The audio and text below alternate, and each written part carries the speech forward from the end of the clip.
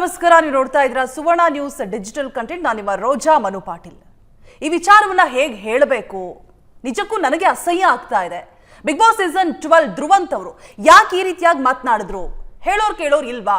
ಒಂದೊಳ್ಳೆ ವಿಚಾರಗಳ ಬಗ್ಗೆ ಮಾತನಾಡ್ತಾ ಇದ್ದಾರೆ, ಒಂದೊಳ್ಳೆ ಕೆಲಸಗಳನ್ನು ಮಾಡ್ತಾ ಇದ್ದಾರೆ. ಎಸ್, ಅಫ್ಕೋರ್ಸ್ ನಾವು ಅದ್ರ ಬಗ್ಗೆನೂ ಕೂಡ ಮಾತಾಡೋಣ.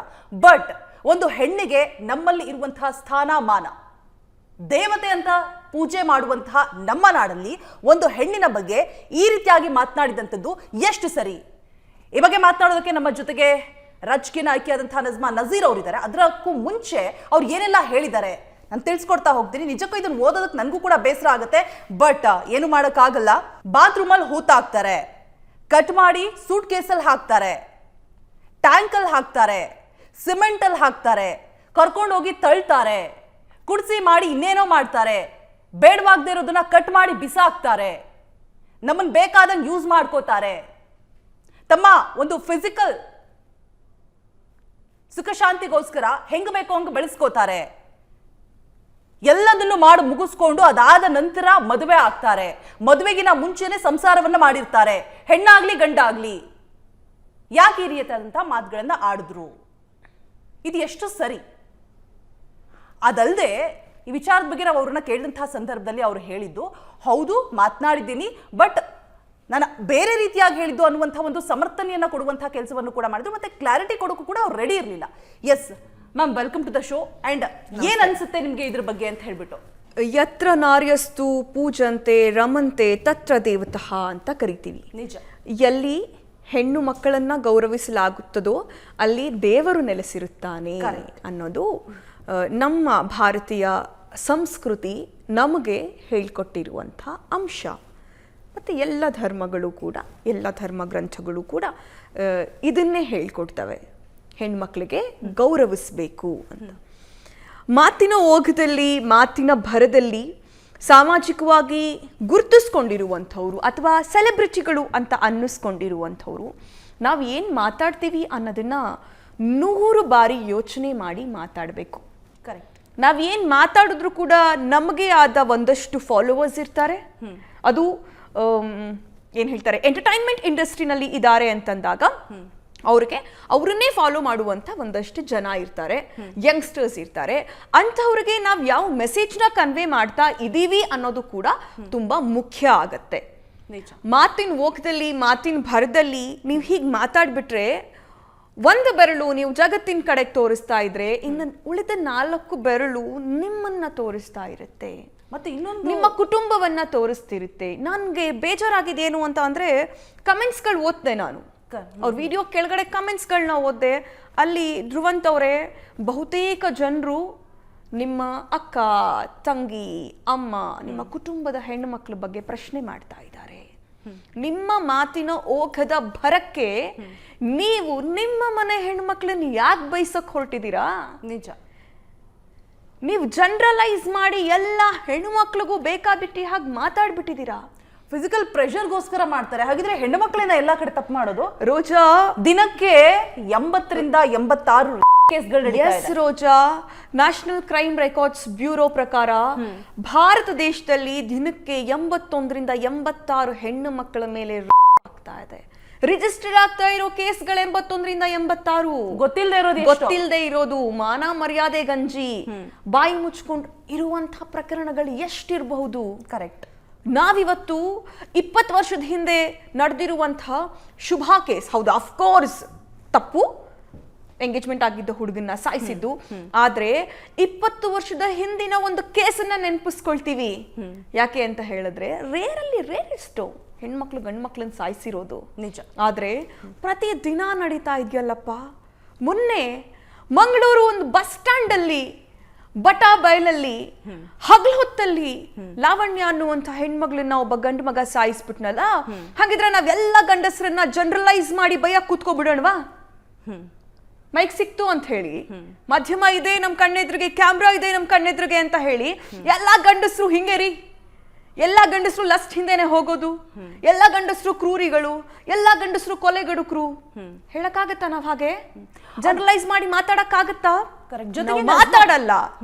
ಯಾಕೆ ಮಾತಾಡಲ್ಲ ಅಂತ ಹೇಳಿದ್ರೆ, ಮನುಷ್ಯನ ಮಾನಸಿಕ ಸ್ಥಿತಿಗಳು ಒಬ್ಬ ವ್ಯಕ್ತಿಯಿಂದ ಮತ್ತೊಬ್ಬ ವ್ಯಕ್ತಿಗೆ ಭಿನ್ನವಾಗಿರುತ್ತೆ. ಅವನ್ಯಾರೋ ಕೊಲೆ ಮಾಡ್ದ, ಆದ್ರೆ ಜೀವ ಕೊಡುವಷ್ಟು ಪ್ರೀತಿಸುವಂತಹ ಗಂಡಸರು ಕೂಡ ನಮ್ಮ ನಡುವೆ ಇದ್ದಾರೆ. ನಿಜ. ಅದ್ರ ಜೊತೆಗೆ ನಜ್ಮಾ, ಮದುವೆ ಅಂದ್ರೆ ಅದೊಂದು ಭಾವನೆ, ಅದೊಂದು ಸಂಬಂಧ, ಅದೊಂದು ಪ್ರೀತಿ, ಗೌರವ.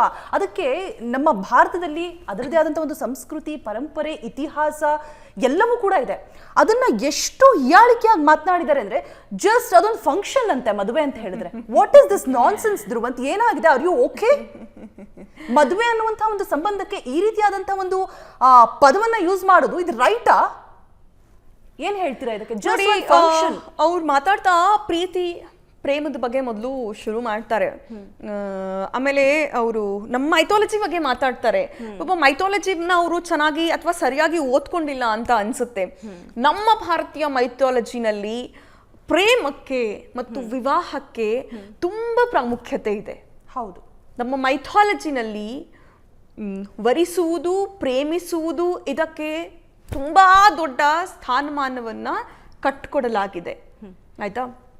ಇಡೀ ನೀವು ಪ್ರಪಂಚದ ಇತಿಹಾಸವನ್ನ ಅಥವಾ ಪ್ರಪಂಚದ ಮೈಥಾಲಜಿಯನ್ನ ತೆಗೆದು ನೋಡಿದ್ರೂ ಕೂಡ, ಇತಿಹಾಸ ಮತ್ತೊಂದ್ ಕಡೆ ಮೈಥಾಲಜಿ ಎರಡೂ ಕೂಡ ಹೆಣ್ಣನ್ನ ಪ್ರೀತಿಸುವ ರೀತಿ, ವರಿಸಿಕೊಳ್ಳುವ ರೀತಿ, ಗಂಡನ್ನ ಹೆಣ್ಣು ಒಲಿಸಿಕೊಳ್ಳುವ ರೀತಿಗೆ ಎಂತೆಂಥ ಉದಾಹರಣೆಗಳಿದೆ. ಶಿವ ಪಾರ್ವತಿ ಎಂಥ ಅದ್ಭುತವಾದ ಉದಾಹರಣೆ. ಮುದ್ದಣ್ಣ ಮನೋರಮೆ ಎಂಥ ಅದ್ಭುತವಾದ ಉದಾಹರಣೆ ಪ್ರೀತಿಗೆ ಸಂಬಂಧಪಟ್ಟ ಹಾಗೆ.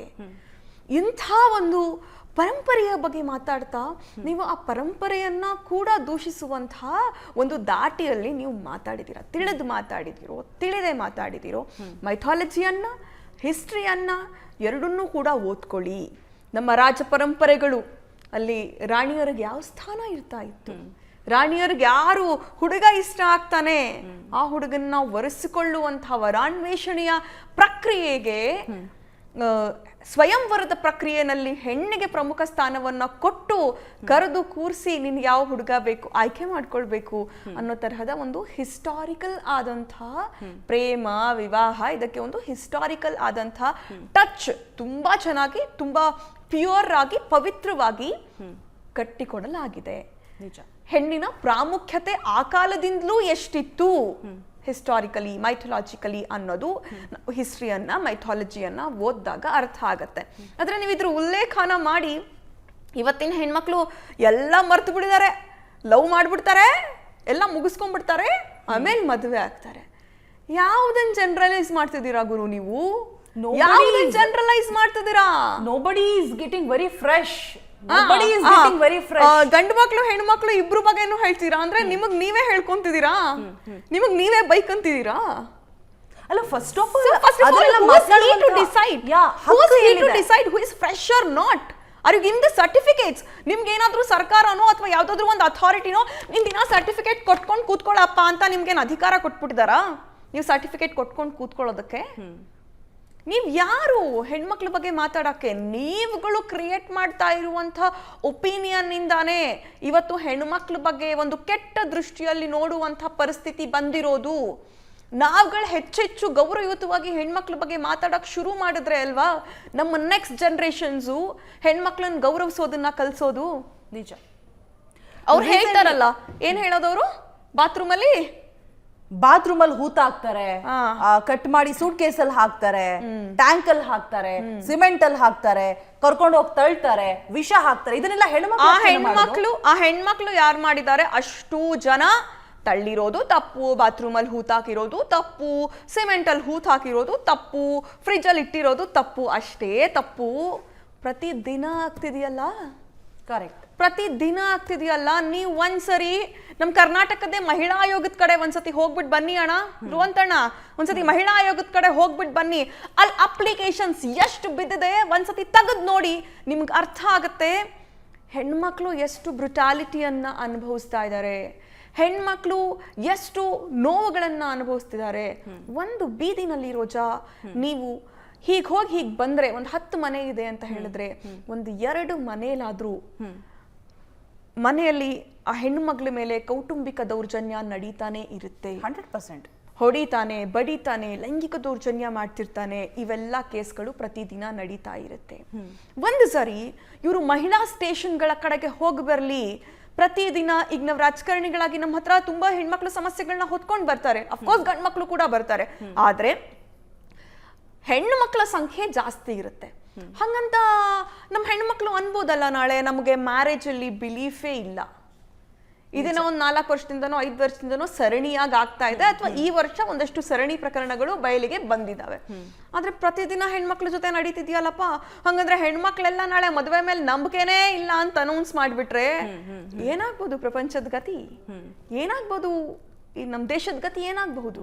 ಹೌಸ್ ಇಲ್ಲಿ ಈಸ್ ಮಾತಾಡಿರೋದಂತ ಅಂದ್ರೆ ನಜ್ಮಾ, ಜಸ್ಟ್ ವಂಶೋದ್ಧಾರಕ ಬೇಕು, ನಮ್ಮ ವಂಶವನ್ನ ಮುಂದುವರಿಸೋರು ಬೇಕು, ಆ ರೀಸನ್ಗಷ್ಟೇ ಮದುವೆ ಆಗ್ಬೇಕಷ್ಟೇ, ಎಲ್ಲ ಮುಗ್ದೋಗಿರತ್ತೆ ಮೊದ್ಲೇನೆ. ಮದ್ವೆ ಅಥವಾ ಪ್ರತಿ ಹೆಣ್ಣಿಗೂ ಆಕೆ ಯಾರ ಜೊತೆ ಇರಬೇಕು ಅನ್ನೋದನ್ನ ಡಿಸೈಡ್ ಮಾಡುವ ಎಲ್ಲ ಹಕ್ಕನ್ನ ಭಾರತದ ಸಂವಿಧಾನ ಆ ಹೆಣ್ಮಕ್ಳಿಗೆ ಕೊಟ್ಟಿದೆ. ಇದು ಬೇಸಿಕ್ ಪಾಯಿಂಟ್. ಎರಡನೇ ಪಾಯಿಂಟು, ನಾವೆಲ್ಲ ಇಂಡಿಯನ್ ವುಮನ್ಸ್ ಇದೀವಲ್ಲ, ನಾವು ಭಾರತದ ಮಹಿಳೆಯರಿದ್ದೀವಲ್ಲ, ನಾವು ಭಾವನಾತ್ಮಕ ಜೀವಿಗಳು. ನಾವೆಷ್ಟೇ ಪ್ರೋಗ್ರೆಸಿವ್ ಆಗಿ ಮಾತಾಡಿದ್ರು, ಲಾ ನಮಗೆಷ್ಟೇ ಪರ್ಮಿಟ್ ಮಾಡಿದ್ರು, ನಮಗೆ ಮದುವೆ ಇಸ್ ಅ ಸೆಂಟಿಮೆಂಟ್. ನಿಜ. ಮದುವೆ ಇಸ್ ಆರ್ ಎಮೋಷನ್. ನಿಜ. ಆಯ್ತಾ? ಮತ್ತಾತ ಹೇಳ್ತಾನೆ ಏನಂತ, ಹೊರಗಡೆ ಆತ ಅಲ್ಲ ಧ್ರುವಂತಲ್ಲ ಹೇಳೋದು, ಧ್ರುವಂತ್ಗೆ ಪ್ರಶ್ನೆ ಮಾಡ್ತಾ ಇರುವಂತ ಒಬ್ಬ ಆಂಕರ್, ಹೆಣ್ಮಕ್ಳಿಗೂ ಹೊರಗಡೆ ಹೋದ ತಕ್ಷಣ ದುಡಿಯೋಕ್ ಹೋಗ್ತಿದ್ದಾರೆ, ಮುಂಚೆ ಎಲ್ಲ ಹೀಗಿರ್ಲಿಲ್ಲ, ಅವ್ರಿಗೆ ದುಡಿಯೋಕ್ ಹೋಗಿ ಅವ್ರ ಕೈಗೆ ಹಣ ಬರಕ್ ಶುರು ಆದ್ಮೇಲೆ ಅವರು ಏನೇನ್ ಬೇಕಾದ್ರೂ ಮಾಡಕ್ಕೆ ರೆಡಿ ಆಗ್ಬಿಟ್ಟಿದ್ದಾರೆ ಅಂತ. ಅಂದ್ರೆ ಹೆಣ್ಮಕ್ಳು ದುಡಿಯೋದೇ ತಪ್ಪ ಹಾಗಿದ್ರೆ, ತಮ್ಮ ಕಾಲ ಮೇಲೆ ತಾವು ನಿಂತ್ಕೋಬೇಕು ಅಂತ ಯೋಚಿಸೋದೇ ತಪ್ಪ ಹಾಗಿದ್ರೆ? ಆತನ ಮನಸ್ಥಿತಿ ಹೇಗಿದೆ ಗೊತ್ತಾ? ಒಂದ್ ಚಾಮುಂಡಿ ಬೆಟ್ಟದಲ್ಲಿ ರೇಪ್ ಆಗುತ್ತೆ, ರೇಪ್ ಆದಾಗ ಒಬ್ರು ಹೇಳ್ತಾರೆ ಏನಂತ, ನೀನು ಅಷ್ಟೊತ್ತಲ್ಲಿ ಅಲ್ಲಿಗೆ ಹೋಗಿದ್ದೆ ತಪ್ಪು ಅಂತ. ಕರೆಕ್ಟ್. ನನಗೆ ಆ ವಿಡಿಯೋನ ನೋಡಿದ ಕೂಡ್ಲೆ ನಮ್ ಗೃಹ ಸಚಿವರು ಹೇಳಿರೋದು, ಇವಾಗಿರೋ ಗೃಹ ಸಚಿವರಲ್ಲ, ಬಿಜೆಪಿ ಆ ವಿಡಿಯೋ ಆ ಮಾತನ್ನ ಕೇಳಿದ ಕೂಡ್ಲೆ ನನ್ಗೆ ಅಲ್ಲಿ ಕನೆಕ್ಟ್ ಆಯ್ತು. ಇಂಥವ್ರ ಮನಸ್ಥಿತಿ ಹೇಗೆ ಅಂತ ಹೇಳಿದ್ರೆ, ನಾಳೆ ಯಾರ್ದಾದ್ರೂ ನೀನ್ ಯಾಕೆ ಅಷ್ಟೊತ್ತಲ್ಲಿ ಅಲ್ಲಿ ಹೋಗಿದ್ದೆ, ನೀನ್ ಯಾಕೆ ಮನೆಯಿಂದ ಹೊರಗೆ ಬಂದೆ ಅಂತ ಕೇಳಕ್ಕೂ ಕೂಡ ಇಂಥವ್ರು ಹಿಂಜರಿಯಲ್ಲ. ಇಂಥವ್ರು ಅದನ್ನ ಪ್ರಶ್ನೆ ಮಾಡೋದಕ್ಕೂ ಹಿಂಜರಿಯಲ್ಲ. ಗುರುವೇ, ಇದು 21ನೇ ಶತಮಾನ, ಜೆನ್ಜಿ ಕಾಲ ಇದು. ಒಬ್ರು ದುಡಿಮೆಲಿ ಸಂಸಾರ ನಡೆಯಲ್ಲ, ಆಗಲ್ಲ. ಅದ್ರ ಜೊತೆಗೆ ಹೆಣ್ಣು ಯಾವಾಗ್ಲೂ ಆಕೆ ಮನೇಲಿ ಇದ್ರೂ ಕೂಡ ಮನೆಯನ್ನ ನಿಭಾಯಿಸುವ ರೀತಿಗಳಿದೆಯಲ್ಲ, ಸ್ವಾವಲಂಬಿ ರೀತಿಗಳು. ಇವತ್ತು ಮನೇಲೂ ಕೆಲಸ ಮಾಡ್ಕೊಂಡು ಹೊರಗಡೆನೂ ದುಡಿದು ಸಂಸಾರ ಮಾಡ್ತಾ ಇರುವಂತಹ ಎಷ್ಟೊಂದು ಹೆಣ್ಮಕ್ಳಿದ್ದಾರೆ. ಸಿಂಗಲ್ ಪೇರೆಂಟ್ ಆಗಿ ತಮ್ಮ ಮಕ್ಕಳನ್ನ ಸಾಕಿ ಸಲಹಿ ವಿದ್ಯಾಭ್ಯಾಸ ಕೊಡುವಂತಹ ಹೆಣ್ಮಕ್ಳಿದ್ದಾರೆ. ನಿಮ್ಮ ಹೇಳಿಕೆಗಳ ಮೂಲಕ, ನಿಮ್ಮ ಮಾತುಗಳ ಮೂಲಕ ಅಂತಹವರ ಘನತೆಯ ಬದುಕಿಗೆ, ದುಡಿಯುವ ಹೆಣ್ಣು ಮಕ್ಕಳ ಘನತೆಯ ಬದುಕಿಗೆ ನೀವು ಧಕ್ಕೆ ತರ್ತಾ ಇದ್ದೀರಾ. ನಿಜ ಅಲ್ಲ, ಯಾಕೆ ನೀವು ಅದನ್ನೆಲ್ಲ ಯೋಚನೆ ಮಾಡಲ್ಲ? ಹೆಣ್ಮಕ್ಳು ಹೊರಗಡೆ ಹೋದ ತಕ್ಷಣ ಕೆಟ್ಟವ್ರು ಆಗ್ಬಿಡ್ತಾರೆ ಅನ್ನೋದಾದ್ರೆ, ನಿಮ್ಮನೆ ಹೆಣ್ಮಕ್ಳು ಯಾರು ಹೊರಗಡೆ ದುಡಿತಾನೆ ಇಲ್ವಾ? ಅಥವಾ ಹೊರಗಡೆ ಓಡಾಡೋ ನಾನಾಗ್ಲಿ ರೋಜಾ ಆಗ್ಲಿ ನಾವೆಲ್ಲರೂ ಕೆಟ್ಟವ್ರ? ನಾವೆಲ್ಲರೂ ಮಾನುಗೆಟ್ಟವ್ರ? ಅಂಡ್ ಅವ್ರು ಹೇಳೋವಂಥ ಸಂದರ್ಭದಲ್ಲಿ ಆ ಮಾತನ್ನ ನಂಗೆ ಗೊತ್ತಿಲ್ಲ ಅವ್ರು ಯಾಕೆ ಹೇಳಿದ್ರು, ಏನು ರೀಸನ್, ಯಾವೊಂದು ವಿಚಾರವನ್ನ ತಲೆಯಲ್ಲಿ ಇಟ್ಕೊಂಡು ಹೇಳಿದ್ರು. ಬಟ್ ಮಾತನಾಡ್ತಾ ಹೇಳಿದ್ರು, ನಾನು ಫಿಲ್ಟರ್ ಇಲ್ಲದೆ ಮಾತಾಡ್ತೀನಿ, ನಾನು ಬಿಗ್ ಬಾಸ್ ಮನೇಲಿ ಇದ್ದಿದ್ದು ಹೀಗೇನೆ, ನಾನು ಎಲ್ಲ ನೇರವಾಗಿ ಹೇಳ್ತೀನಿ. ಓಕೆ ಫೈನ್, ನೀವು ನೇರವಾಗೇ ಹೇಳಿ, ನೀವು ಹೇಗಿದೆಯೋ ಹಾಗೆ ಹೇಳಿ. ಬಟ್ ನಿಮ್ಗೆ ಈ ವಿಚಾರವನ್ನ ಮಾತನಾಡುವಂತ ಹಕ್ಕನ್ನು ಕೊಟ್ಟಿದ್ಯಾರು? ಆ ಹಕ್ಕು ಇದೆಯಾ ನಜ್ಮಾ ಅವರಿಗೆ?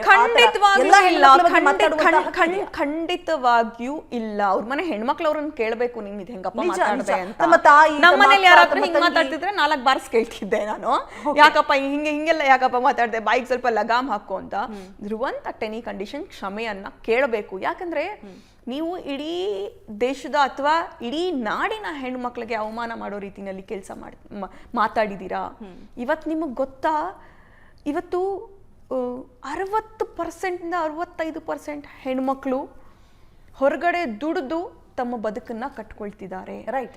ಹಳ್ಳಿಗಾಡಿನಲ್ಲಿರುವಂತ ಹೆಣ್ಮಕ್ಳು ಏನು ಮನೇಲಿ ಬೀಗ ಹಾಕೊಂಡು ಚಿಲ್ಕ ಹಾಕೊಂಡು ಇರಲ್ಲ ಕಣಪ್ಪ, ಹೊಲಕ್ಕೆ ಹೋಗಿ ದುಡಿತಾ ಇರ್ತಾರೆ.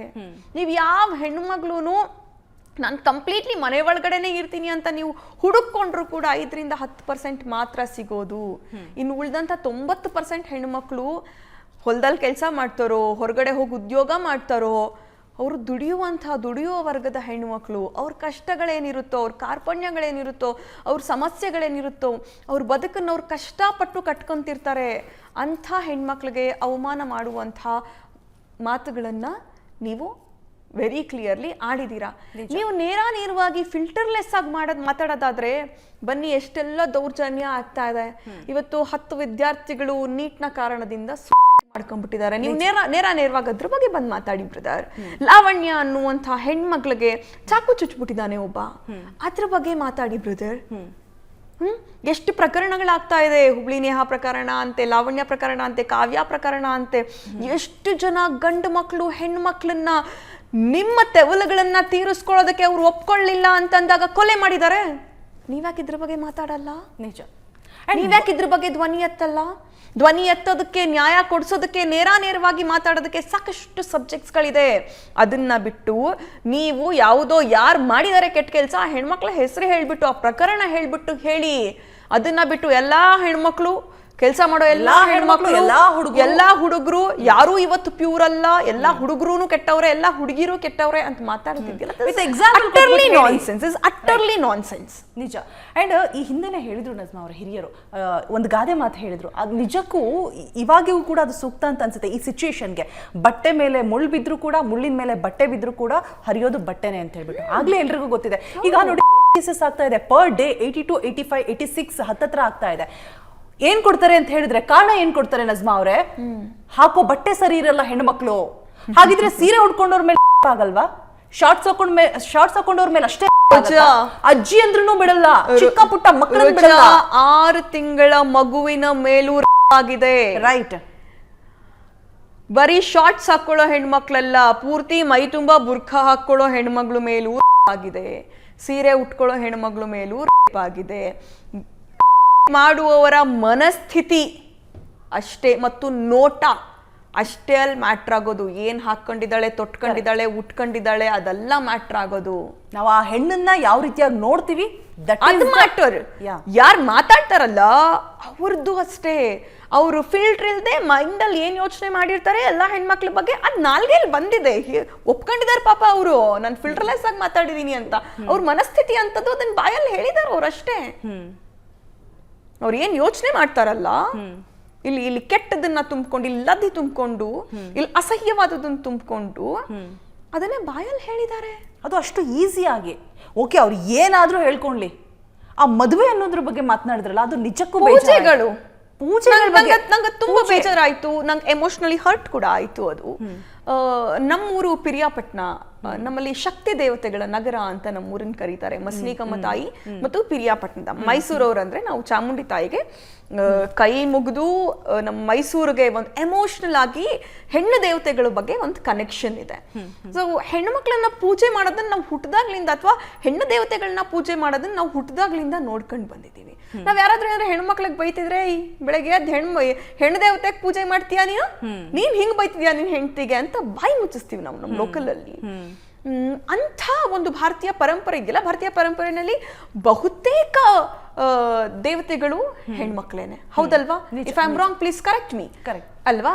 ನಾವು ಹೆಣ್ಮಕ್ಳಿಗೆ ಕೈ ಮುಗಿಯುವಂಥವ್ರು ಹೆಣ್ಮಕ್ಳ ಬಗ್ಗೆ ಇಷ್ಟು ತುಚ್ಛವಾಗಿ ಮಾತಾಡೋದಕ್ಕೆ ಹೆಂಗ್ ಮನ್ಸು ಬರುತ್ತೆ? ಅಲ್ಲಿಯ ಪೂಜಾ ವಿಧಾನಗಳ ಬಗ್ಗೆ ಹೀಗೆ ಮಾತಾಡೋದಕ್ಕೆ ಹೆಂಗ್ ಮನ್ಸು ಬರುತ್ತೆ?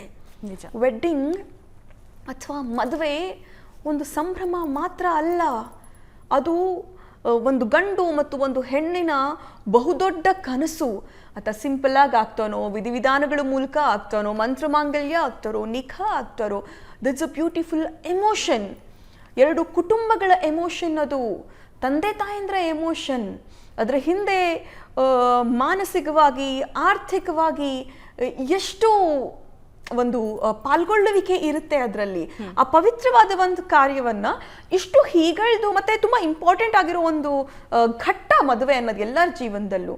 ಅದನ್ನ ಇಷ್ಟು ಹೀಯಾಳ್ಸಿ ಒಂದು ಫಂಕ್ಷನ್ ಅಂತ ಮಾಡ್ಬಿಡ್ತಾರೆ ಅಂತ ಹೇಳೋದು, ವಂಶೋದ್ಧಾರಕ ಬೇಕು ಅಂತ ಇಟ್ಸ್ ವೆರಿ ಈಸಿ ಅಲ್ಲಪ್ಪ. ನಿಮ್ಮ ಲ್ಯಾಂಗ್ವೇಜ್ ಅಲ್ಲೇ ಹೇಳೋದಾದ್ರೆ, ನೀವು ಬಳಸೋ ಮಾತುಗಳನ್ನೇ ಬಳಸೋದಾದ್ರೆ, ಹೆಣ್ಣಿಗೆ ಯಾರನ್ನು ಬೇಕು ಆ ಟೈಮಲ್ಲಿ ಹೆಂಗೆಲ್ಲ ಯೂಸ್ ಮಾಡ್ಕೊಳ್ಳೋದು ಅಂತ ಅಂದ್ರೆ, ವಂಶೋದ್ಧಾರಕನ ಅವಶ್ಯಕತೆನೂ ಏನಿರುತ್ತೆ? ಅಷ್ಟು ಪ್ರೋಗ್ರೆಸಿವ್ ಆಗಿಬಿಟ್ಟಿದ್ರೆ, ಕರೆಕ್ಟ್, ಅಷ್ಟು ಪ್ರೋಗ್ರೆಸಿವ್ ಆಗಿಬಿಟ್ಟಿದ್ರೆ ಮಕ್ಕಳ ಅವಶ್ಯಕತೆನೂ ಏನಿರುತ್ತೆ? ನಿಜ. ಅಲ್ಲ ಇದ್ರ ಅಂದರೆ ಮಹಿಳಾ ಅಧ್ಯಕ್ಷರವರೆಗೂ ಕೂಡ ಈ ಒಂದು ವಿಚಾರ ತಲುಪಬೇಕು ನಜ್ಮಾ ಅವರೇ. ಏನು ಹೇಳ್ತಾರೆ ನಾಗಲಕ್ಷ್ಮಿ ಚೌಧರಿ ಅವರು? ಬಿಕಾಸ್ ಈ ರೀತಿಯಾಗಿ ನಾವು ಒಬ್ರು ಮಾತನಾಡಿದ್ರು ಓಕೆ ನೆಗ್ಲೆಕ್ಟ್ ಅಂತ ಬಿಟ್ಟುಬಿಟ್ರೆ ಆ ಕಮೆಂಟ್ ಸೆಕ್ಷನಲ್ಲೂ ನಾನು ನೋಡ್ತಾ ಹೋದೆ, ನನಗೆ ಅದು ಆಶ್ಚರ್ಯ ಆಗಿದ್ದು ನಜ್ಮಾ ಅವರೇ. ಪಾಸಿಟಿವ್ ಕಮೆಂಟ್ಸ್, ಕರೆಕ್ಟಾಗಿ ಹೇಳಿದ್ಯಾ ಗುರು, ಕರೆಕ್ಟಾಗಿ ಹೇಳಿದ್ಯಾ ಹೆಣ್ಮಕ್ಳ ಬಗ್ಗೆ, ವಾಟ್ ನಾನ್ ಸೆನ್ಸ್ ಅಂತ ಅನ್ಸುತ್ತೆ ಇದೆಲ್ಲವೂ ಕೂಡ. ಬಟ್ ಅದ್ರ ವಿರುದ್ಧವಾಗಿ ದನಿ ಎತ್ತಿದವರು ಕೂಡ ಸಾಕಷ್ಟು ಜನ ಇದ್ದಾರೆ. ಅದರ ಜೊತೆಗೆ ಇಂಥವರು ಕೂಡ 99.99 ಕೇಸಸ್ ಗಂಡು ಮಕ್ಕಳು ಹೆಣ್ಮಕ್ಳಿಗೆ ಹರಾಸ್ ಮಾಡಿರೋದು. ಒಪ್ಕೊಳ್ತೀರಾ ಅಲ್ವಾ ನೀವು? 100%. 0.9% ಅಥವಾ 1% ಹೆಣ್ಮಕ್ಳು ಗಂಡು ಮಕ್ಕಳ ಮೇಲೆ ಹರಾಸ್ ಮಾಡಿರೋದು. ಟೋಟಲಿ ಹರಾಸ್ಮೆಂಟ್ ತಪ್ಪು. ಆದ್ರೆ ಈ 99% ಬಿಟ್ಬಿಟ್ಟು ನೀವು ಈ 1% ಹಿಡ್ಕೊಂಡ್ಬಿಟ್ರೆ, ಈ 1% ಮಾತ್ರ ನೀವು ವೈಭವೀಕರಿಸಿ ಆ 1% ಮಾತ್ರ ಇದೇ ದೊಡ್ಡದು ಅಂತ ತೋರ್ಸೋದಿದೆಯಲ್ಲ, ಇದು ಇಡೀ ಹೆಣ್ಣು ಸಂಕುಲಕ್ಕೆ ನೀವು ಮಾಡ್ತಾ ಇರುವಂತಹ ಅವಮಾನ. ನಿಜ. ನೀವು ಎಲ್ಲಿದ್ದೀರಾ? ನೀವೆಲ್ಲ ರಿಯಾಲಿಟಿಯಲ್ಲಿ ಬದುಕ್ತಿದ್ದೀರಾ ಇಲ್ವಾ? ಯಾವ್ದು ಹೈಪ್ ಹೋಗುತ್ತೆ, ಯಾವ್ದು ವಾಟ್ಸಪ್ಪಲ್ಲಿ ಜಾಸ್ತಿ ಫಾರ್ವರ್ಡ್ ಆಗುತ್ತೆ, ಅದನ್ನೇ ನಿಜ ಅಂತ ನಂಬ್ಕೊಂಡು ಮಾತಾಡೋ ಗೋಜಿಗೆ ಸೆಲೆಬ್ರಿಟಿಗಳು ಅನ್ನಿಸ್ಕೊಂಡವರು ಹೋಗಬಾರ್ದು. ಪರಿಜ್ಞಾನ ಇಟ್ಕೊಂಡು, ಸ್ಟಾಟಿಸ್ಟಿಕ್ಸ್ ಇಟ್ಕೊಂಡು ನಾವು ಮೈಕ್ ಎದುರಿಗೆ ಬರ್ತಿದ್ದೀವಿ ಅಂದಾಗ ಅವೆಲ್ಲವನ್ನ ಗಮನದಲ್ಲಿ ಇಟ್ಕೊಂಡು ಸ್ವಲ್ಪ ರೀಡಿಂಗ್ ಮಾಡಿಕೊಂಡು, ನಿಮ್ಮ ಮನಸ್ಥಿತಿನೇ ಹಂಗಿರಬಹುದು, ಆದರೆ ನಿಮ್ಮ ಮನಸ್ಥಿತಿನೇ ನೀವು ಫಿಲ್ಟರ್ ಇಲ್ಲದೆ ಜನರ ಎದುರಿಗೆ ಇಟ್ಬಿಟ್ರೆ ಹಾಳಾಗೋದು ಯಾರು? ನಿಜ. ನಾಳೆ ಕಾಲೇಜಲ್ಲಿ ಗಲ್ಲಿ ಮಾತಾಡಕ್ ಶುರು ಮಾಡ್ತಾರೆ. ಹೇಳಿಲ್ವಾ ಹಿಂಗೊಬ್ರು ಹೇಳಿದ್ರು, XYZ ಹಿಂಗೊಬ್ರು ಹೇಳಿದ್ರು, ಯಾವುದೋ ಒಂದು ಚಾನೆಲ್ ಅಲ್ಲಿ ಕೂತ್ಕೊಂಡು ಹಿಂಗ್ ಹೇಳ್ಬಿಟ್ರು, ನೀವೆಲ್ಲ ಹಂಗೇನೆ ನಾಳೆ ಸೆಲೆಬ್ರಿಟಿನೇ ಹೇಳಿದ್ದಾರೆ ಹೆಣ್ಮಕ್ಳ ಬಗ್ಗೆ. ಅವ್ರ ಫಾಲೋವರ್ಸ್ ಇರ್ತಾರೆ. ಒಂದ್ 12 ವರ್ಷ 13 ವರ್ಷದ ಮಕ್ಳು ನೋಡ್ತಾ ಇರ್ತಾರೆ ಅನ್ಕೊಳ್ಳಿ, ಅವ್ರ ಮೈಂಡ್ ಅಲ್ಲಿ ಇದೆಲ್ಲ ಕೂತ್ ಬಿಟ್ರೆ ಎಷ್ಟು ಕೆಟ್ಟದಾಗಿರುತ್ತೆ. ದಟ್ ಈಸ್ ವೆರಿ ಕಾಮನ್ ಅನ್ನೋ ತರ. ಎಷ್ಟು ಕೆಟ್ಟ ಇದು ಭಾರತನ ಅಥವಾ ಬೇರೆ ಕಂಟ್ರಿನ ಅನ್ನೋ ರೀತಿಯಾಗಿ ಅವರು ಹೇಳಿಕೆಯನ್ನು ಭಾರತ ಅಥವಾ ಬೇರೆ ಕಂಟ್ರಿ ಯಾವುದೇ ಆಗಿರ್ಲಿ, ಹೆಣ್ಣಿಗೆ ತನ್ನ ವೈಯಕ್ತಿಕವಾದಂತಹ ಒಂದು ಬದುಕಿದೆ. ಆಕೆಯ ಬೆಡ್ರೂಮ್ ವಿಷಯದ ತನಕ ಹೋಗೋ ಅವಶ್ಯಕತೆ ಯಾರಿಗೂ ಇಲ್ಲ. ಆಕೆ ಚಾರಿತ್ರ್ಯದ ತನಕ ಹೋಗೋ ಅಧಿಕಾರ ಹಕ್ಕು ಯಾರೂ ಕೊಟ್ಟಿಲ್ಲ. ಅವಳು ಮದುವೆ ಆದ್ಮೇಲೆ ಆಗಿರ್ತಾಳ, ಮದುವೆಗಿಂತ ಮುಂಚೆ ಆಗಿರ್ತಾಳ, that's her own choice. Who the bloody hell you are to talk about that? ನೀವ್ ಯಾರು ಸರ್ಟಿಫಿಕೇಟ್ ಕೊಡೋದಕ್ಕೆ? ಫಸ್ಟ್ ಆಫ್ ಆಲ್ ನಿಜ, ನೀವ್ ಯಾರು? ಅದು ಗಂಡು ಮಕ್ಕಳ ವಿಷಯದಲ್ಲೂ ಆದ್ರೂ ಅಷ್ಟೇ. ಅವ್ರಿಗೆ ನೈತಿಕತೆ, ಅವರಿಬ್ರು ಒಪ್ಪಿಗೆ ಇದ್ರೆ, ಇಂಡಿಯನ್ ಕಾನ್ಸ್ಟಿಟ್ಯೂಷನ್ ಕನ್ಸೆಂಟ್ ಪ್ರಕಾರ ನೀವು 18+ ಇದ್ರೆ ನಿಮ್ಗೆಲ್ಲ ಅವಕಾಶಗಳನ್ನ ಕೊಡ್ತಾರೆ. ಆದ್ರೂ ನಮ್ಮ ಭಾರತೀಯ ಮನಸ್ಥಿತಿ ಏನಿದೆ, ನಮ್ಮ ಭಾರತೀಯ ಚಿಂತನಾ ಕ್ರಮ ಏನಿದೆ, ಇದು ಮದುವೆಗೆ ತುಂಬಾ ಪ್ರಾಶಸ್ತ್ಯವನ್ನ ಕೊಡ್ತೀವಿ. ಅದು ವೆಸ್ಟರ್ನ್ ಕಂಟ್ರೀಸ್ ಆಗಿದ್ರು ಕೂಡ, ಅದು ಪ್ರಪಂಚದ ಯಾವುದೇ ಮೂಲೆಯಲ್ಲಾಗಿದ್ರು ಕೂಡ, ಪ್ರಪಂಚದ ಯಾವುದೇ ಮೂಲೆಯ ಹೆಣ್ಣು ಮಗಳ ಬಗ್ಗೆಯೂ ಇಷ್ಟು ತುಚ್ಛವಾಗಿ, ಇಷ್ಟು ಜನರಲೈಸ್ಡ್ ಆಗಿ ಮಾತಾಡೋ ಯಾವ ಅವಶ್ಯಕತೆ, ಅಗತ್ಯತೆಗಳು ಕೂಡ ಇಲ್ಲ. ನಿಜ. ಮಾತಾಡಿದ ತಕ್ಷಣ ನಾಳೆ ಕ್ರೈಮ್ಸ್ ನಿಂತೋಗ್ಬಿಡುತ್ತಾ? ಮಾತಾಡಿದ ತಕ್ಷಣ ಒಂದಂತೂ ಆಗುತ್ತೆ, ನಾಳೆಯಿಂದ ಎಲ್ಲರೂ ನಿಮ್ಮ ಫಾಲೋವರ್ಸ್ ಯಾರು ಇರ್ತಾರೆ ಅವರೆಲ್ಲ ಹೆಣ್ಮಕ್ಳನ್ನ ನೋಡೋ ಮನಸ್ಥಿತಿ ಇದೇ ತರ ಚೇಂಜ್ ಆಗುತ್ತೆ. ಇನ್ನೊಂದಷ್ಟು ದಿನ ಹೋದ್ಮೇಲೆ ಇದನ್ನೇ ಮೇಜರ್ ಆಗಿ ಇಟ್ಕೊಂಡು ಅವ್ನು ಹೇಳಲಿಲ್ವಾ ಎಲ್ಲ ಹೆಣ್ಮಕ್ಳು ಹಿಂಗೆ ನೀವೆಲ್ಲ ಯೂಸ್ ಆಗಿರ್ತೀರಾ, ನನ್ನ ಹತ್ರನೂ ಬಾ ಅಂತ ಕರೆಯೋ ಮೈಂಡ್ ಸೆಟ್ಟು ನಮ್ಮ ನೆಕ್ಸ್ಟ್ ಜನರೇಷನ್ ಮಕ್ಕಳಿಗೆ ಬಂದು ನಿಲ್ಲುತ್ತೆ ಇಂಥವ್ರು ಮಾಡೋ ಕೆಲಸದಿಂದ. ನಿಜ. ಇವಾಗ ಅವ್ರುಗಳಿಗೆ ಮದುವೆ ಇಷ್ಟ ಇಲ್ವಾ? ಓಕೆ ಫೈನ್, ಬೇಡ. ಆ ಮದುವೆ ಅನ್ನುವಂಥದ್ದನ್ನೇ, ಆ ಒಂದು ಭಾವನೆ, ಆ ಒಂದು ಎಮೋಷನ್, ಅದನ್ನೇ ಒಂದು ಕೆಟ್ಟದಾಗಿ ಬಿಂಬಿಸುವಂತಹ ಕೆಲಸವನ್ನ ಯಾಕೆ ಮಾಡಬೇಕು? ಅವ್ರ ಒಪಿನಿಯನ್ನ ಅವ್ರು ಹೇಳಲಿ, ಆದ್ರೆ ಹೇರಬಾರ್ದು ಯಾರ ಮೇಲೂ. ಈಗ ಆಲ್ರೆಡಿ ಮದ್ವೆ ಬಗ್ಗೆ ಒಂದಷ್ಟು ಕನ್ಫ್ಯೂಷನ್ ಸ್ಟೇಜ್ ಅಲ್ಲಿ ಇರ್ತಾರೆ. ಅಂಥವ್ರಿಗೆಲ್ಲ ಇವ್ರು ಏನ್ ಪಾಠ ಮಾಡಿದಾಗ ಮುಗ್ದೇ ಹೋಯ್ತು, ಗೊಂದಲದಲ್ಲಿ ಇರೋರು ಇವ್ರ ಪಾಠ ಮಾಡಿದಾಗ ಏನ್ ಹೇಳ್ಕೊಟ್ಟ ಹಾಗಾಯ್ತು, ಸನ್ಯಾಸತ್ವ ತಗೊಂಡ್ಬಿಡ್ತಾರೆ ಆಮೇಲೆ. ಇವ್ರ ಫ್ಯಾಮಿಲಿಗಳ ಬಗ್ಗೆ ಏನ್ ಆಲೋಚನೆ, ಮಿನಿಮಮ್ ನಾನು ಫಸ್ಟೇ ಹೇಳ್ದಂಗೆ ಮಿನಿಮಮ್ ಇವ್ರ ಕುಟುಂಬದ ಬಗ್ಗೆ ಏನ್ ಆಲೋಚನೆ ಮಾಡ್ತಿದ್ದಾರೆ ಅನ್ನೋದನ್ನು ಕೂಡ ಆಲೋಚನೆ ಮಾಡ್ಬೇಕಲ್ವಾ ಇವ್ರುಗಳು. ನಂಗೆ ಬೇಜಾರಾಗಿದ್ದದೆ, ಯಾಕೆ ಇವ್ರ ಫ್ಯಾಮಿಲಿಗೆಲ್ಲ ಬಯಸ್ತಾ ಇದಾರ ಗುರು. ಇವ್ರೇನೋ ಹೇಳ್ಬಿಟ್ಟು ಅವ್ರ ಕುಟುಂಬ ಬೈಗುಳ ಕೇಳೋ ಹಾಗೆ ಮಾಡಿದ್ದಾರೆ ಕಮೆಂಟ್ ಸೆಕ್ಷನ್ ಅಲ್ಲಿ. ಪಾಪ ಅವರು ಹೆಣ್ಮಕ್ಳೇ ಅಲ್ವಾ, ಇವ್ರ ಮನೇಲಿರೋ ಅಕ್ಕ ತಂಗಿ ಅಮ್ಮ ಎಲ್ಲರೂ ಹೆಣ್ಮಕ್ಳೇ ಅಲ್ವಾ, ಅವ್ರ ಬಗ್ಗೆನೂ ಇವ್ರು ಯಾಕೆ ಬಯಸ್ಬೇಕು ಹಿಂಗೆಲ್ಲ ಮಾತಾಡಿ. ಇದೊಂದು ಜನರಲೈಸ್ಡ್ ಕಾನ್ಸೆಪ್ಟ್ ಆಗೋಗಿದೆ. ಅಂದ್ರೆ ಹೆಣ್ಮಕ್ಳ ಬಗ್ಗೆ ಕನಿಕರ ತೋರಿಸ್ದೆ ಹೆಣ್ಮಕ್ಳು ವಿರುದ್ಧವಾಗಿ ಮಾತಾಡ್ಬಿಟ್ರೆ, ಗಂಡ್ಮಕ್ಳು ಪರವಾಗಿ ಮಾತಾಡ್ಬಿಟ್ರೆ ನಾವೇನೋ ದೊಡ್ಡ ಜನ ಅನ್ನುವಂಥ ಒಂದು ಚಿಂತನಾ ಕ್ರಮ ಇವತ್ತು ಶುರು ಆಗ್ತಾ ಇದೆ, ಟ್ರೆಂಡಲ್ಲಿದೆ. ಬಟ್ ಈ ಚಿಂತನಾ ಕ್ರಮ ಎಷ್ಟು ಹಾರ್ಮ್ಫುಲ್ ಅಂತ ಹೇಳಿದ್ರೆ, ಸೊಸೈಟಿಯನ್ನು ಸಮವಾಗಿ ತೆಗೆದುಕೊಂಡು ಹೋಗುವ ಒಂದು ಚಿಂತನಾ ಕ್ರಮವನ್ನು ನಾವು ಹುಟ್ಟಾಕ್ಲಿಲ್ಲ ಅಂತ ಹೇಳಿದ್ರೆ, ಮುಂದಿನ ದಿನಗಳಲ್ಲಿ ಹೆಣ್ಣುಮಕ್ಕಳು ಇನ್ನೂ ಕೆಟ್ಟ ಪರಿಸ್ಥಿತಿಯನ್ನು ಅನುಭವಿಸಬೇಕಾಗಿರುವಂಥ ದಿನಗಳು ಬರುತ್ತವೆ. ನಿಜ. ಇವರೆಲ್ಲ ಯಾವ ಕಾಲದಲ್ಲಿದ್ದಾರೆ ಇವರು? ನಾವು ಮುಂಚೆ ಎಲ್ಲ ಹೇಳ್ತಾ ಇದ್ವಿ ಏನಂತ, ಹೆಣ್ಮಕ್ಳನ್ನ 4 ಗೋಡೆಗಳ ಮಧ್ಯ ಕೂಡ ಹಾಕ್ಬಿಡ್ತಾರೆ, ಹೆಣ್ಮಕ್ಳನ್ನ ಅವರು ಸ್ವಾತಂತ್ರ್ಯವನ್ನ ಕಸಿದುಕೊಳ್ತಿದ್ದಾರೆ, ಅವ್ರ ಕೆಲಸ ಮಾಡಕ್ ಬಿಡ್ತಿಲ್ಲ ಅಂತ ಹೇಳಿ ಮಹಿಳೆಯರ ಪರವಾಗಿ ಹೋರಾಟಗಳು ಎಲ್ಲ ನಡೀತಾ ಇತ್ತು. ಈಗ ಹೆಣ್ಮಕ್ಳು ಹೊರಗಡೆ ಬರ್ತಾ ಇದ್ದಾರೆ, ಹೆಣ್ಮಕ್ಳು ಬದುಕು ಕಟ್ಕೊಳ್ತಾ ಇದ್ದಾರೆ, ಘನತೆಯ ಬದುಕನ್ನ ಬದುಕಿ ತೋರಿಸ್ತಾ ಇದ್ದಾರೆ, ದಬ್ಬಾಳಿಕೆಗಳಿಂದ ಹೊರಗಡೆ ಬರ್ತಾ ಇದ್ದಾರೆ, ಶಿಕ್ಷಣದಲ್ಲಿ ಮುಂದೆ ಇದ್ದಾರೆ. ನೀವು SLC PUC ರಿಸಲ್ಟ್ಸ್ಗಳು, ನೀಟ್ CET ರಿಸಲ್ಟ್ಸ್ಗಳು ಬಂದಾಗ ನಮ್ಮ ಹೆಣ್ಮಕ್ಳು ಮುನ್ನೆಲೆನಲ್ಲಿದ್ದಾರೆ. ಕರೆಕ್ಟ್. ಆದ್ರೆ ಇಂಥವ್ರು ಹೇಳುವ ಹೇಳಿಕೆಗಳು ಕುಗ್ಗಿ ಹೋಗ್ತೀವಿ. ಇಂಥವ್ರು ಆಡುವ ಮಾತುಗಳು ವೀಕ್ ಮೈಂಡೆಡ್ ಪೇರೆಂಟ್ಸ್ಗಳನ್ನ ಕೂಡ ಕುಗ್ಸಾಕತ್ತೆ. ಯಾವುದೋ ಒಂದು ಹೆಣ್ಮಗಳು ಒಂದೊಳ್ಳೆ ಶಿಕ್ಷಣ ಪಡ್ಕೊಂಡು ನಾಳೆ ನಾನು ಉದ್ಯೋಗಕ್ಕೆ ಹೋಗ್ಬೇಕು ಅಂತ ಬಯಸಿದ್ರೆ ವೀಕ್ ಮೈಂಡ್ ಇರೋ ಪೇರೆಂಟ್ಸ್ ಏನ್ ಹೇಳ್ತಾರೆ? ಇವ್ರು ಇಂಥವ್ರು ಮಾತಾಡೋ ವಿಡಿಯೋಗಳನ್ನೆಲ್ಲ ನೋಡಿರ್ತಾರೆ, ಏನ್ ಹೇಳ್ತಾರೆ? ನಿಜ. ಬೇಡ ಕಣವ, ನಿನ್ಗೆ ಆಮೇಲೆ ಗಂಡು ಸಿಗದೆ ಹೋದತ್ತು, ನಾನು ನಿನಗೆ ಮದುವೆ ಮಾಡಬೇಕು, ನೀನು ಹೊರಗಡೆ ಹೋಗಿ ದುಡಿದ್ರೆ ನಿನ್ ಕ್ಯಾರೆಕ್ಟರ್ಲೆಸ್ ಅಂತ ಕರೀತಾರೆ ಕಣವ, ಬೇಡ ತಾಯಿ ಅಂತ ಹೇಳಿ ಆಕೆನ ಮನೆಯಲ್ಲೇ ಕೂರಿಸ್ತಾರೆ. ಲಾಸ್ ಆಗೋದು ಯಾರಿಗೆ? ಯಾರ ಸ್ವಾತಂತ್ರ್ಯ ಕಿತ್ಕೊಂಡಂಗಾಯ್ತು, ಯಾರ ಬದುಕನ್ನು ಕಿತ್ಕೊಂಡಂಗಾಯ್ತು. ನಿಜ. ಹಂಗಂದ್ರೆ ಧ್ರುವಂತ್ ಹೇಳಿದಾರಲ್ವಾ, ಗಂಡು ಮಕ್ಕಳು ಕೂಡ ಏನ್ ಸಾಚಾಗಳಲ್ಲ ಅನ್ನೋ ತರದ್ ಮಾತಾಡಿದಾರಲ್ವಾ. ಹಂಗಂದ್ರೆ ಗಂಡು ಮಕ್ಳು ನೆಲೆಯಿಂದ ಯಾರು ಬೇಡ ಬಿಡಿ, ಯಾರು ಬರ್ಬೇಡಿ ಹೊರಗಡೆ ಕೆಲಸ ಮಾಡಕ್ಕೆ, ಎಲ್ಲ ನೀವು ಮನೆ ಒಳಗಡೆ ಇದ್ದು ಬಿಡಿ, ಹೆಣ್ಮಕ್ಳು ಎಲ್ಲ ಮನೆ ಒಳಗಡೆ ಇದ್ದು ಬಿಡಿ, ದೇಶ ಉದ್ಧಾರ ಆಗೋಗುತ್ತೆ. ಯಾಕೆ ಈ ರೀತಿಯಾಗಿ ಹುಡುಗರ ಮನಸ್ಥಿತಿ ಬರೋದಕ್ಕೆ ಕಾರಣ ಏನು? ಇವಾಗ ಧ್ರುವಂತ್ ಅವರು ನೇರವಾಗಿ ಬಂದು ನಾನು ಫಿಲ್ಟರ್ಲೆಸ್ ಅಂತ ಹೇಳ್ಬಿಟ್ಟು ನೇರವಾಗಿ ಹೇಳಿದ್ದಾರೆ ಸಂದರ್ಶನ ಒಂದರಲ್ಲಿ. ಸೊ ಇದೇ ರೀತಿಯಾದಂತಹ ಮನಸ್ಥಿತಿ ಇರುವಂತಹ ಹುಡುಗರುಗಳು ಇರಬಹುದಲ್ವಾ? ಯಾಕೆ ಈ ರೀತಿಯಾಗಿ ಇರಬಹುದು ಅಲ್ಲ, ಹೆಣ್ಣು ಮಕ್ಕಳ ಬಗ್ಗೆ ಈ ತರ ನೆಗೆಟಿವ್ ಮನಸ್ಥಿತಿಗಳು ಯಾರಿಗಿದೆ ಅಂಥವ್ರೇ ಹೆಚ್ಚು ಈ ಕ್ರೈಮ್ಸ್ಗಳಲ್ಲಿ ಭಾಗಿಯಾಗೋದು. ನೀವು ಇವಾಗ ನೋಡಿ, ನಾನು ತುಂಬಾ ಜನರ ಜೊತೆ ಮಾತಾಡಿ, ಯಾಕಪ್ಪ ಹೊಡಿತೀಯಾ ಅಂತಂದ್ರೆ ಅವನ ಹತ್ರ ಏನೂ ಪ್ರೂಫ್ ಇರಲ್ಲ, ಹೆಂಡತಿ ಫೋನ್ ಯೂಸ್ ಮಾಡ್ತಾಳೆ, ಅವಳು ಯಾಕೆ ಯೂಸ್ ಮಾಡಬೇಕು, ಅದಕ್ಕೆ ಹೊಡೆದ್ಬಿಟ್ಟೆ. ಫೋನ್ ಯೂಸ್ ಮಾಡೋದು ಅವಳು ಕುಟುಂಬದವ್ರ ಜೊತೆ ಮಾತಾಡ್ತಿರ್ತಾಳೆ, ತಾಯಿ ತಂಗಿ, ಯಾಕೆ ಇಟ್ಸ್ ಅ ಬೇಸಿಕ್ ನೀಡ್. ಅನುಮಾನ, ಗುಮಾನಿ, ಈ ಹುಳ ತಲೆಯಲ್ಲಿ ಕೂತ್ಕೊಂಡ್ಬಿಟ್ಟಿರುತ್ತೆ, ಅವ್ರ ಅಪ್ಬ್ರಿಂಗಿಂಗ್ ಹಂಗಿರುತ್ತೆ, ಅವ್ರ ಸಮಾಜ ಅದನ್ನ ಹೇಳ್ಕೊಡ್ತಿರುತ್ತೆ. ಸಮಾಜದಲ್ಲಿ ಸುತ್ತಮುತ್ತ ಸ್ನೇಹಿತರ ವಲಯ ಇವೆಲ್ಲ ಸೈಕಾಲಜಿಕಲಿ ಅವ್ರ ಮೇಲೆ ಪ್ರಭಾವ ಬೀರ್ತಾ ಇರುತ್ತೆ. ಆ ಪ್ರಭಾವದ ಕಾರಣದಿಂದಾಗ ಅವ್ರು ಏನ್ ಮಾಡ್ತಾರೆ, ಎಲ್ಲ ಹೆಣ್ಣುಗಳನ್ನ ಕೆಟ್ಟವರು, ಅನುಮಾನ, ಈ ಭಾವನೆಗಳಿಂದ ನೋಡ್ತಾ ಇರ್ತಾರೆ.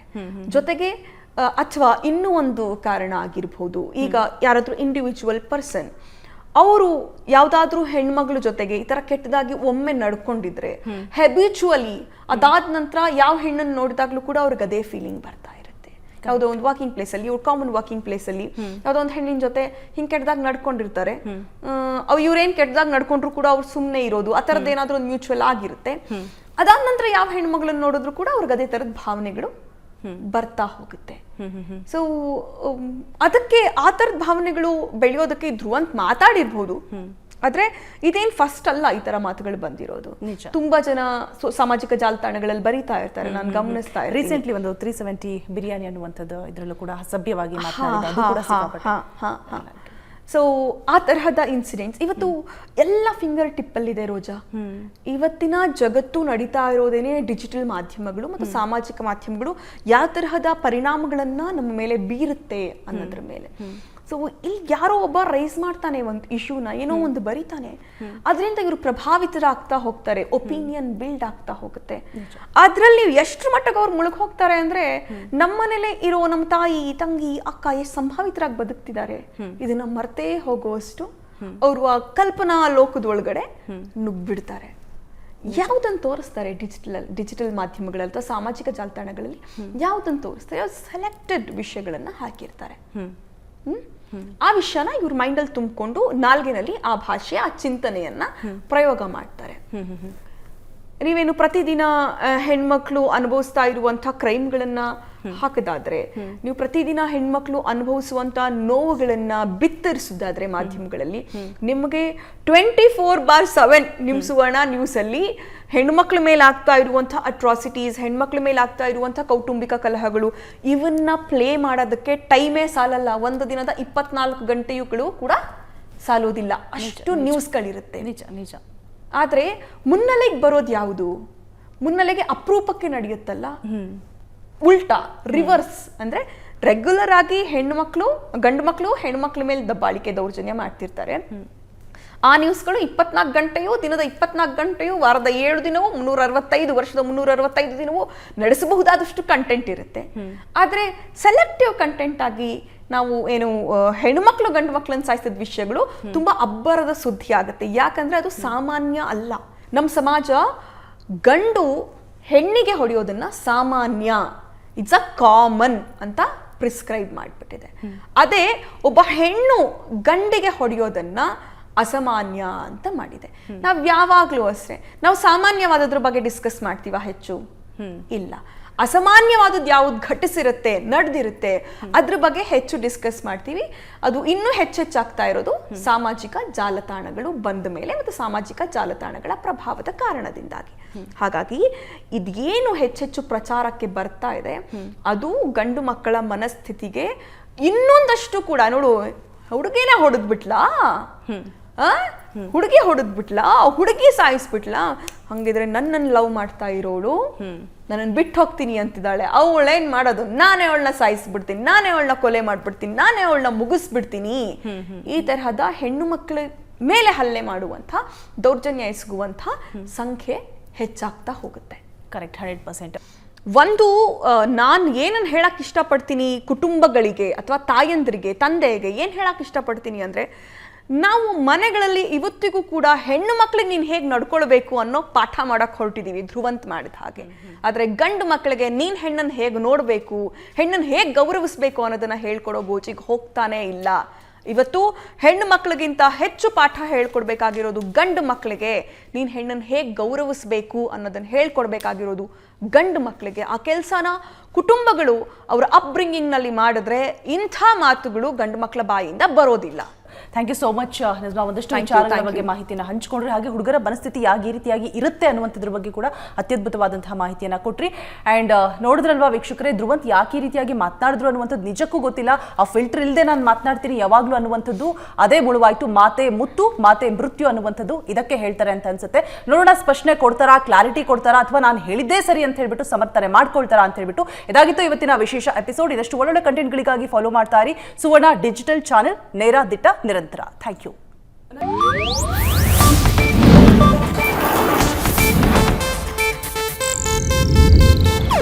ಇದು ಏಷ್ಯಾನೆಟ್ ನ್ಯೂಸ್ ನೆಟ್ವರ್ಕ್ ಪ್ರಸ್ತುತಿ.